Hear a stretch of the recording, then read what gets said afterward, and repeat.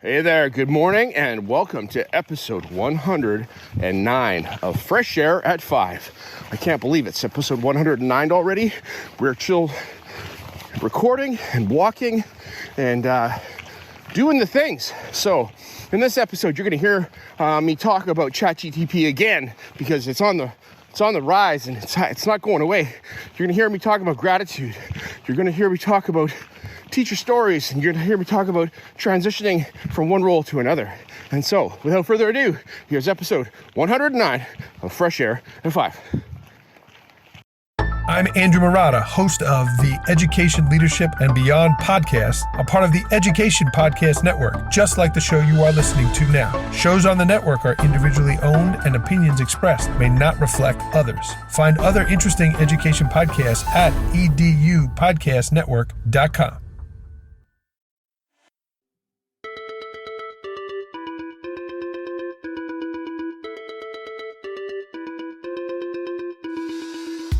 Welcome to Fresh Air at 5, the podcast. I'm your host, Brian Carpenter. Fresh Air at 5 is my regular attempt to exercise by walking about my neighborhood, to take in podcast content, then reflect in an unedited video, which I finally post to my Twitter channel. This podcast will be a regular collection of the audio from these selfie videos. You can follow me on Twitter at Fresh Air at 5 or check out my website, briancarpenter.com, for other content I have created and collected.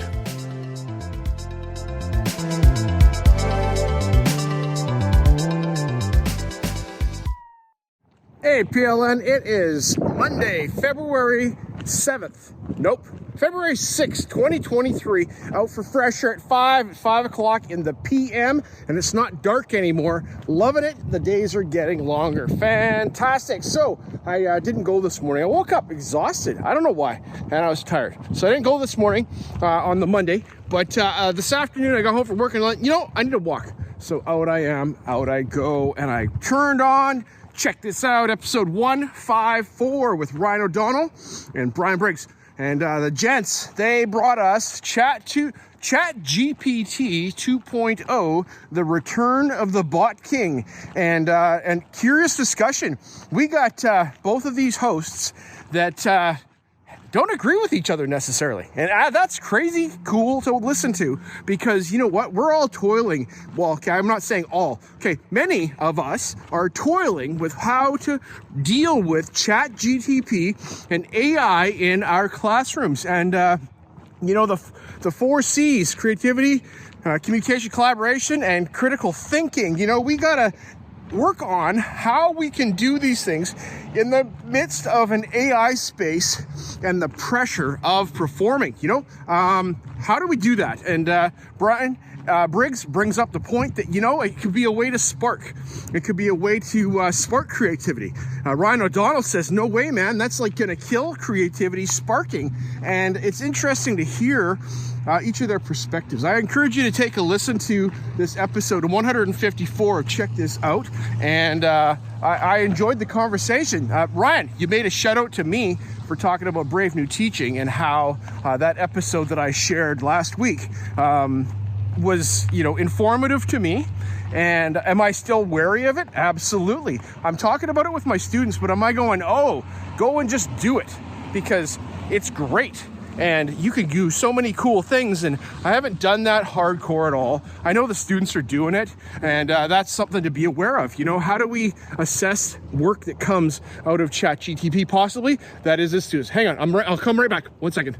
One more thing for February 6, 2023. Continuing my thoughts on episode 154 of Check This Out podcast.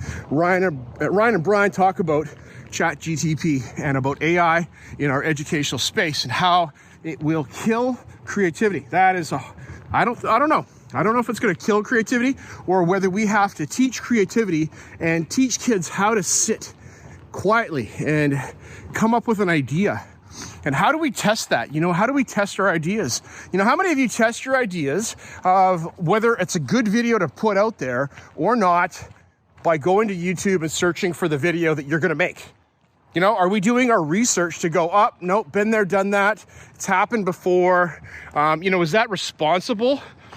maybe journalism or creating, that we are aware of what's happened before. As a scientist out in research land, when I was doing research, we had to be aware of everything that was happening in our field before, we started working on it. I don't know. So the Google search, that's what that's good for. Being able to search a database of information. But I don't know, how is AI going to help us do that? Maybe it won't. But, speaking with a colleague at work that teaches English, she's like, yeah, I don't know what to think, except that, we're going to have to teach kids research skills on providing references for the research that they are providing that might be coming out of ChatGPT. So, a research article or an article that doesn't have references in it, is that how we're going to get them to do the research if they're not doing the research? I don't know. So I am still not totally pro ChatGPT. I am we have to be aware of it. We have to understand it.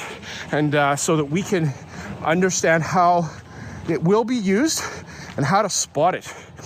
In my space of media design, I get my kids to do things that are, I don't know, maybe we can search them. I haven't gone and looked at Dolly at all. I haven't looked at some of this art creation stuff, but I believe that the things that they're doing and making are authentic for my space. All right, that's all. Talk to you guys later. Bye.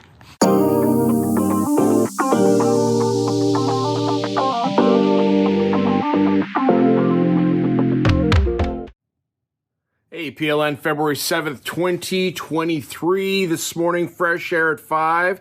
Comes to you from Fresh Air in the Garage because it is pouring rain out there and I did not want to go get wet. So this morning instead I sat at my desk and I did one of my other favorite things to do, and that was tie flies. So I was working on tying some flies for this spring fishing and listened to a couple of podcasts. The very first podcast that I listened to was one that I was privileged to be a guest on back in December with Lainey Rowell, and it's Evolving with Gratitude, episode 43. And I was really looking forward to hearing this come out because we had the conversation. I listened to the podcast in real time as we recorded, but I was looking forward to seeing what I actually said because you never know how that actually goes until it comes out. So I'm proud of what I had to say and had the conversation that Lainey and I had. And I would encourage you to go listen to episode 43 of Evolving with Gratitude. So honored if you would listen. And Lainey, thank you so very much for having me on your podcast. It was a privilege to be there. And, your work that you do with Evolving with Gratitude reminds us of the gratitude that we can have every day for the people and the spaces and the things that we have, and not take them for granted, and being creative with how we can express gratitude around us. All right, moving along is one of the things that I'm grateful for is that I get to be part of the Salmon in the Classroom project with Department of Fisheries and Oceans here in Canada, and we have a salmon tank, and we have 55 coho eggs that were delivered to us back in early January, and yesterday one of those eggs hatched into an alevin, and that's the second stage of the salmon cycle, from the egg moving along to the adult stages. And so that's pretty exciting. Kids are excited. K-2s is who I'm working with in our school, and looking forward to sharing this little alevin with them on Wednesday, and possibly we'll have more hatched by then. All right, that's all for now. Coming up with one more thing. Hang on. One more thing for February 7, 2023. I listened to the Second Question, Season 3, Episode 12, as Marty Silverman brings us an interview with Arnie Alia.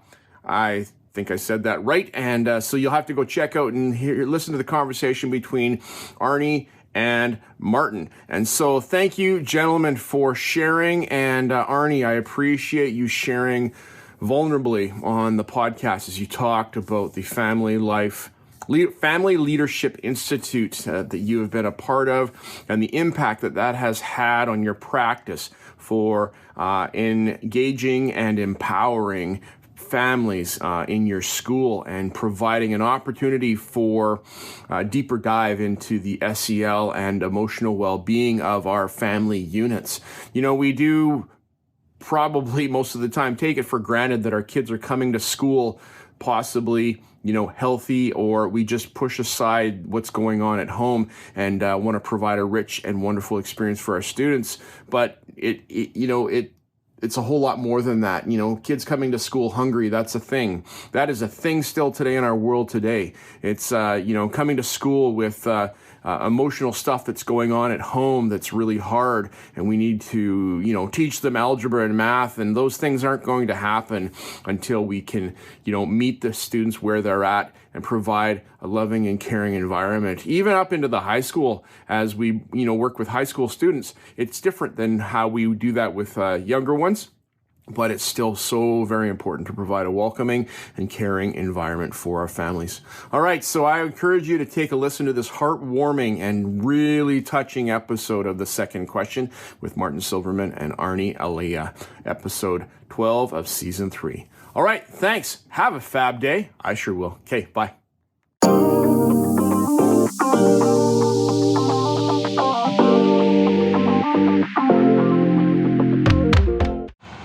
Hey, PLN, February 8th, 2023, out for a fresh start 5 this morning.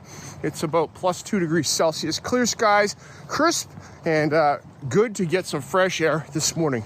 This morning, as I'm walking, I listened to Seeing to Lead podcast, and it's the episode that came out this week. Chris, I noted that you don't put episode numbers on your podcast, so I'm looking for a reference. So it'll be this week's podcast listen of the week of February 6th that came out with Bob Silvera. So you're looking for Bob Silvera, and it is called Fun, Memorable, and something. Okay, I blew that even.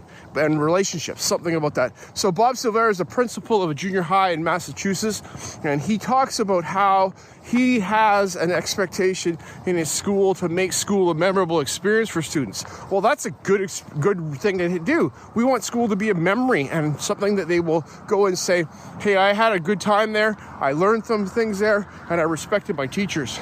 And he talks about the difference between like and respect, and how liking is about the fun that we can have, but respect is about having the fun that we can have and learning and knowing that the teachers are out for the best interest of students. Fantastic interview about culture, school culture, and modeling at staff meetings. And how do we do staff meetings so that we can model our expectations for teachers in the classroom. My classroom is a noisy place, but I believe my students respect me for the most part. I believe they do. We have some fun in there, but I also expect them to do some work. I'm doing media design with my students in our building, and we have a good time because it should be a good time. All learning should be fun. I've had good fun learning throughout my life, but did I have memories that came out of those times of learning?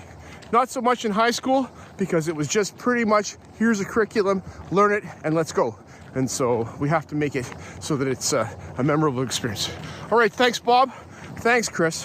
One thing I want to say, I got my copy of Seeing to Lead in the mail recently, so I'm pretty fired up about that. I'm going to start reading that soon. Okay, happy Wednesday. Okay, bye-bye. One more thing for February 8th, 2023. Following up on an earlier listen this week.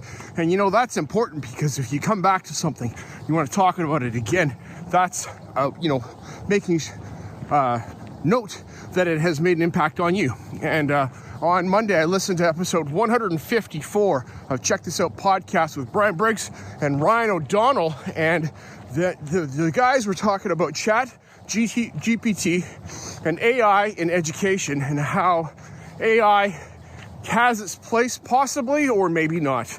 And Ryan O'Donnell was almost adamant that we should not use it for creative prompting, like prompting our creativity, providing a starting point or a writing prompt or something like that. But we should have boredom so we can sit and think and have a way of doing something creative. Okay, so Ryan said, boredom is necessary for creation.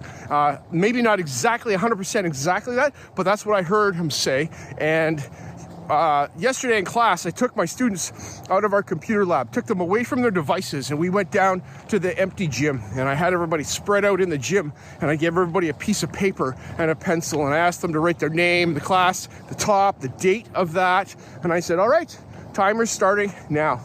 I didn't tell them how long the timer was going to be going for. Recently in my class, this is my middle school students, my younger ones, we have had nap time. So I had, just had them put their head down on their desk for 5 minutes during class. They're like, we really like that. So that was good. So I had kind of a setup for this, but hadn't thought about that when I was doing nap time. But for 5 minutes only, not a long time. But for this, I had them just sit with a pencil, and it was cool to watch them sit and deal with, I don't know what's going on. I'm kind of bored, and what came out. I got lots of drawings. I got lots of writing on paper. I didn't tell them to write on the paper. One student was like, I didn't know I was allowed to write on the paper, so maybe I would have if I had known that. So just sitting in boredom and being creative, I think is important. Something that I grew up with, and kids today, there's a whole lot less opportunity with all the distractions.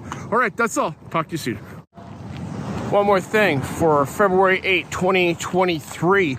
Listening to Teacher Champions with Brian Martin this morning. Brian brings us an episode titled Helping Students See This One Thing. And so I was curious, Brian, and I listened on because I wanted to know what the one thing that you thought students needed to see. And you work with grade 2 students, which is saying what you just said for grade 2 students that are so young.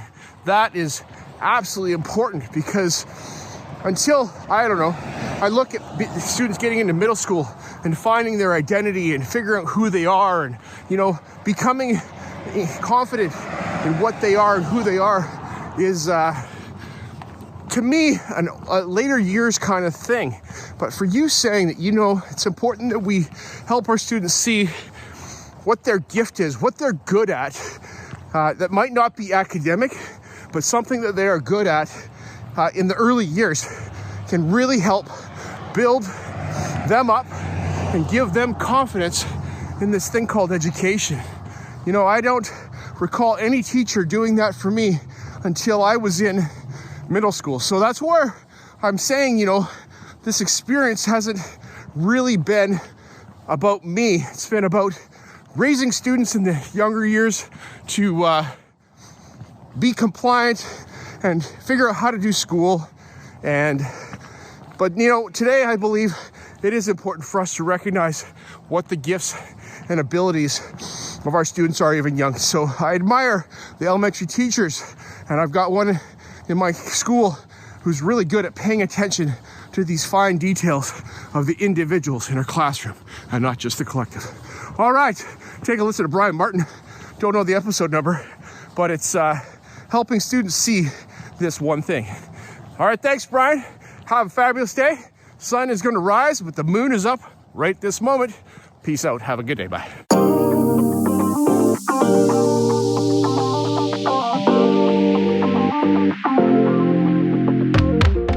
Hey, PLN, it's Friday, February 10th, 2023. It's Friday. Man, we're already double digits in the second month of the year. Where is the time going? I can tell you there's a lot of things going on for me, and yearbook and salmon tank and marking and transition from first to second semester and report cards. Oh my goodness. Okay, I'm going to stop because, it's, that's in the past already. That's stuff is some of that's going on still, but others of it we're moving on from. This morning as I'm walking, I listened to episode 122 of the Che and Pav show. As Che and Pav talk about their transitions into new roles with Beth Lyons. This is a second part episode on episode 122, as they have talked with Beth prior, and I missed that conversation, but it's fantastic to hear them talk about how they've moved from one place to another in education and taking on different roles. I've had some experience with that myself. Back in my early days, first years of teaching, I taught at a secondary school here in town, actually 2 of them. And so I was in 2 different buildings in my first year and a half. And then I transitioned to the Abbotsford Virtual School and got into distributed learning and online learning. And what does that look like? And then I had a transition to a helping teacher role for a year and a half, and I am hearing your conversations about longevity in a space and on a role. And my colleagues that I was working with there, Deirdre and Gary, they had been in those roles for many, many years as technology helping teachers in our district, and I'd only been there for a very short time. And I kind of envied what they had, but I also was thankful after the transition, because I didn't want to leave the helping teacher role to go back to the classroom, to have my own space and students to practice the things that I said were good and useful to classroom teachers. So, it's important to have the experimental and not experimental, but the places in your district that you can go try things and have teachers that are on board with that. Okay, one more thing coming up. 1 second. The last thing for Friday, February 10th, 2023, continuing my thoughts as I was talking about what I heard on episode 122 of the FAAF show about transitions in education as we move from roles to roles in education. And as I had my own classroom now back at the Abbotsford Virtual School in a very beginning new program, it was like an experiment. It was a pilot project to see if this thing would go. And I'm proud to say that, now 6 years later, we have our fusion program, which is jumping. And we've got students that come into our building 2 days a week for art and PE and technology. And that's, linked with their academics that they do at home, outside of school. And it's a fantastic opportunity. But had I not had the transitions that I had, doesn't say that it solely hinges on me, but I was a part of the development of our fusion program to be where it is today. It's pretty fun, pretty fun. My colleagues are, very engaged in making this thing happen too. But my experience is coming back from being away to something that we could start was pretty exciting. All right, thanks, Beth, and and Pat for having this conversation. I didn't finish it because this episode's an hour and 22 minutes long, and my walk this morning is only about 45 minutes because of time constraints. So I'll listen to the rest of it in a bit. Che, at the beginning, you go on and on about ChatGPT and about being an expert about this and being the first and loudest and putting content out there as, you have a good idea. I really like what you said that, giving some context to who you are when you say things about education and the goodness of it, that's important. I look at this conversation right now and go, okay, I know who that person is, so I don't have to ask, what's your role in education? And I take things with a certain grain of salt when I hear people say these things. But others, I'm like, oh man, you know what's going on because I know you teach at the high school down the road from me. And so stating those roles is important. All right, that's all. Bye-bye.